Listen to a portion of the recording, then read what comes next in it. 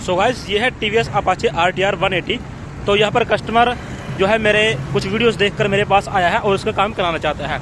तो उसने बोला कि इसके इंजन से कुछ आवाज़ है। तो यहाँ पर आप कंडीशन देख सकते हैं कितनी ज़्यादा यहाँ पर ये इसका इंजन गंदा हो रहा है। और यहाँ पर इसके अंदर जो है क्रैंक की आवाज़ है। मैं आपको इसकी एक बार साउंड सुना देता हूँ।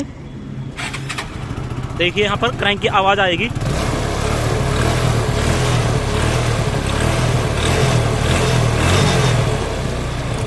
तो देखिए यहाँ पर इसके अंदर से क्रैंक की आवाज़ आ रही है। तो मैंने बोला इसका तकरीबन 10,000 रुपये के आसपास खर्चा आ जाएगा, बिल्कुल जेन्युइन। तो कस्टमर बोला अरे भाई इतने में तो मैं दूसरी बाइक ले लूँगा। भाई वो आपकी मर्जी है।